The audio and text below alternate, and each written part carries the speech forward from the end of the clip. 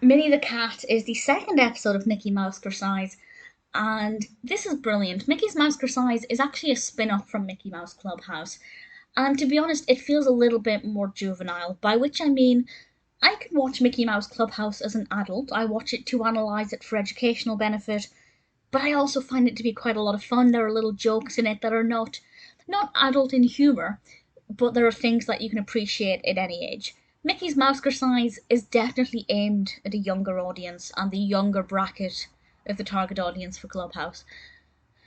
But it is very, very beneficial, and I think the second episode, Minnie the Cat, is a lot better than the first episode. I just think the movements make more sense. It's got a much better narrative structure to it, and ultimately I enjoyed it because Figaro's in it as well.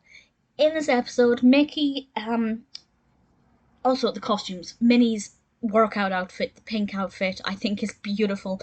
I love the slight tweak to her usual costume, the animation of her outfit, of the design of the character. I absolutely love the exercise movements they're doing, very fluid, really pleasing to watch. Mickey approaches Minnie. Minnie says that she can't find Figaro. So Mickey decides that they should think like a cat and try and find Figaro. And the best way to think like a cat is to act like a cat and move like a cat. And I will be honest, I spent a lot of my childhood on all fours pretending to be a cat. I am a self-confessed crazy cat lady. My cat is my best friend and my baby. And when I was a child, I grew up with cats, so I was often moving around like a cat anyway. So I think this is something a lot of children will be able to relate to. A lot of children like to pretend to be animals, and this is something that they're going to be able to relate to. And also, it's actually something that happens quite a lot. For example, if you go to gymnastics or any other kind of aerobic classes as a child, one of the movements that you might be likely to do is the cat, when you arch your back like a cat. It's actually quite a common exercise move, and that's how this starts. And then Minnie and Mickey begin to crawl around on all fours and move around like a cat.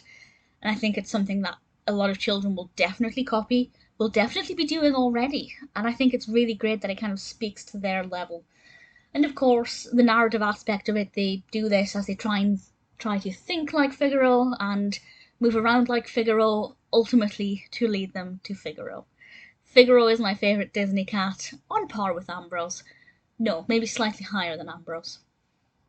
So for me, Minnie the Cat as a narrative is fabulous. The actual movements make perfect sense. I think they're very well chosen. They definitely speak to the target audience.